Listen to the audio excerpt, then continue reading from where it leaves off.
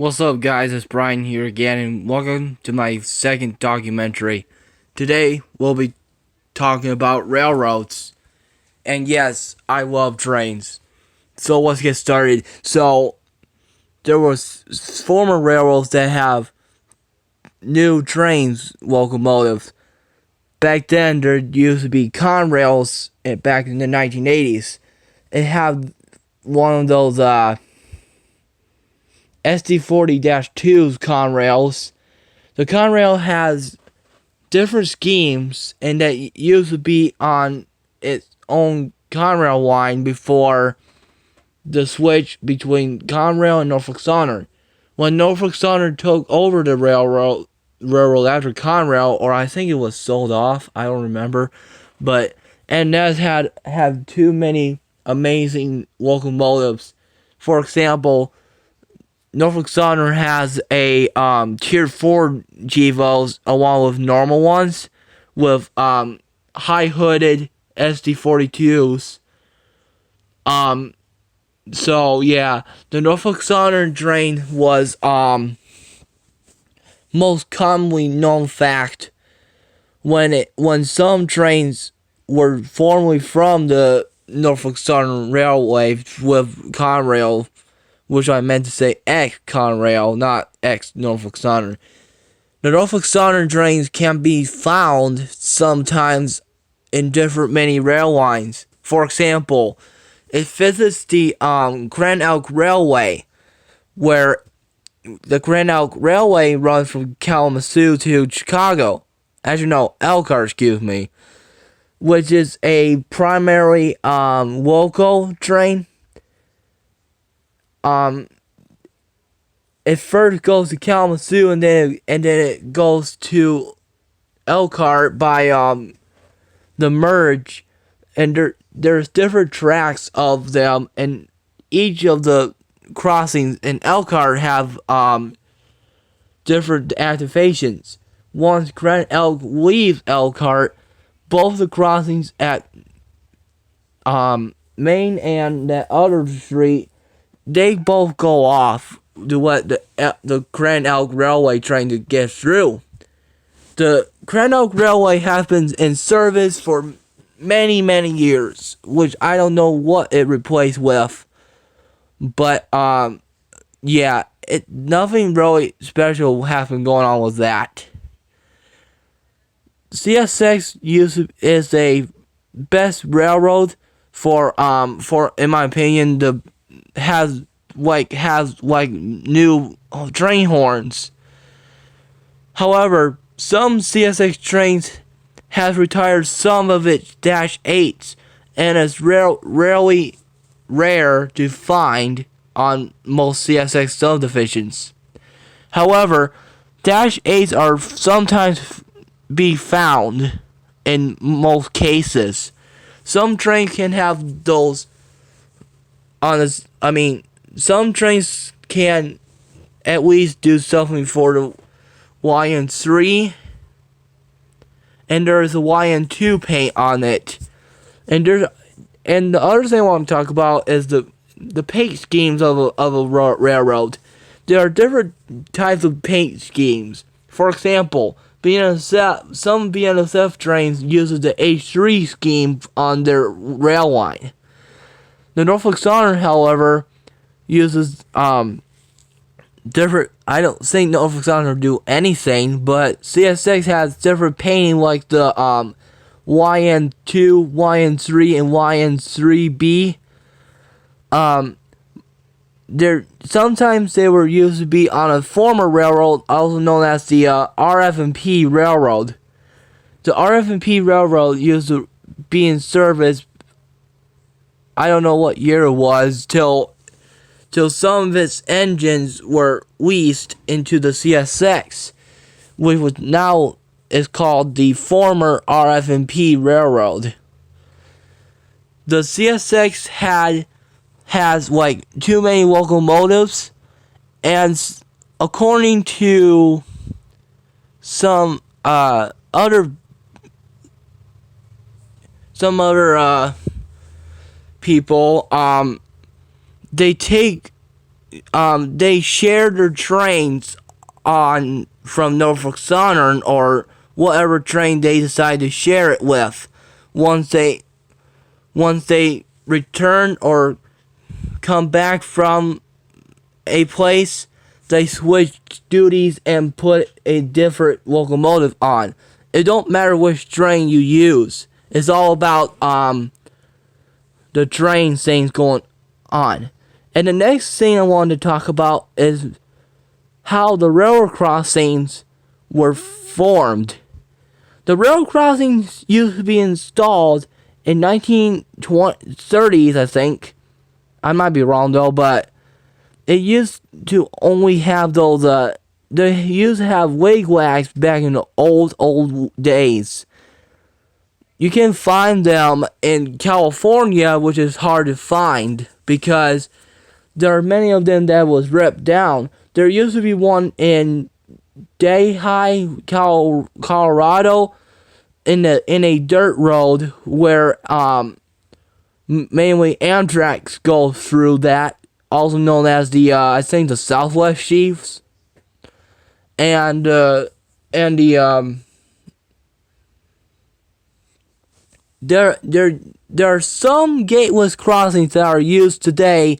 Some are replaced with gates and new bells. The bells I don't really like is the I would have to say the rip-off version of a Satron Type 2 E-Bell due to the fact of how quiet it is. The only crossing bells I like is probably Satron Type 2s, 3s, GS Type 2, and 1, because the number 3 is like, has to be quick, but I don't really like crossings that are quick. But yeah, there are different types of crossing bells too, which is also known as the crossing things that makes it go off. Which I don't know I don't know what causes trains to activate them. The Amtrak used to have those F40 PHs when Amtrak was first made. It used to have those, I think it had a P30CH, I don't remember, but it had a P40PH, F40PH I meant, that was from, I would have to say between 1982 and 1987. Some of them were in use till about, I want to say 2017, where the Siemens Chargers took over its place. It was first known as a test train because when it first came on any railroads, some of them had weird horns on them, and it has this, and it is so huge. I mean, literally, it is huge that they always have that scene in the middle of those wearing of Amtrak Midwest is what they called them before some of the P42s were not on the line anymore. However, there are some other states like North Carolina that has that still have that P42DCs. The P42DCs, or also known as the Genesis, were the most amazing train engines in the world due to the fact some of them have sweet horns on them. Because it's mainly because of the sounds they make, and the crossings and bells were activated for them. And the Amtrak train has different type of bells. Some of them uses a steel bell. One uses the bell that Dash 9 uses, and a Graham E bell.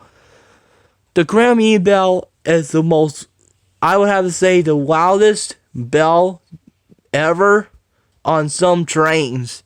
There are some trains, kind of like Burlington Northern Santa Fe or BNSF, that has them, mainly on GEVOs and SC-70 Aces, and the older engines, I don't know which one, but I usually call them the local train. The CSX has different type of E-belts. The GP43 has those bells, along with a GEVO, a SD40-3, a GP38-3. What else? A rebuild of a ST470AH. I don't know how to pronounce that railroad symbol, but the most thing that trains do is when trains blow their horns at crossings like that, it's the most common phrase because you have to do two longs, two shorts, and one long again. Metrolink used to have those F59PHI trains, aka those trains that look like a F40PH mashup. That was around since 1999, I think. But by around 2010, I think, it has been replaced with something called a road temp high car, also known as I think it's called the Hyundai road temp high car. But yeah, that train horn sounds, I would say, decent, because it's not really my favorite horn. And there was this other locomotive on Metrolink 2 called the F125. I don't know what that does. I don't know what horn that sounds like, but I can tell you it's not that really great. But yeah, any engines that have those beautiful or terrible horns, I just love them in any way. The Cn Detector sometimes uses the Canadian version, mainly because you can find it in Canada. However, some of the places in Canada, I think Alberta has still has that United States version of the detector, the Smart Scan NG detector model. Those things are kind of weird because it's not as perfect as the Progress Micro Hotbox detector, or HBD for short, is actually the most amazing detector on there. It always has been on many railroads. Some of them replaced a excuse me. It replaced a I don't know which one it was, but some Conrail detectors were replaced with CSX trains.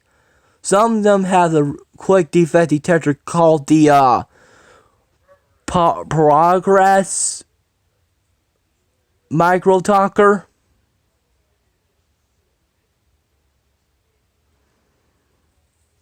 For example, it did a CSX equipment defect detector milepost something point something, and when it does this, track 1, no defects, out. That's something that used to be there before in the early 2000s. Some of them used to have those something called a Harman CyberScan 2000 things, and some states have a rare Harman detector model on the CSX. Some of them are mostly common on Union Pacific, but sometimes they use a female ones, because the female ones are usually found in some areas. I think Iowa is one of them. And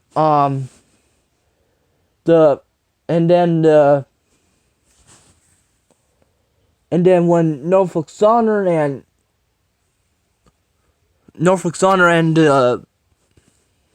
detectors, when they went off, some of them some people, some of the detectors cannot work at times. Some can malfunction. Some can have a defect, no matter which one you're dragging onto from a train. When a train hits something near a detector, it will issue it as a dragging equipment. So what happens after that? The train stops and they have to be worked. So yeah, that's pretty much it. I hope you just enjoy this documentary. Once again, be sure to subscribe, like, and share on my channel. And this is me signing off.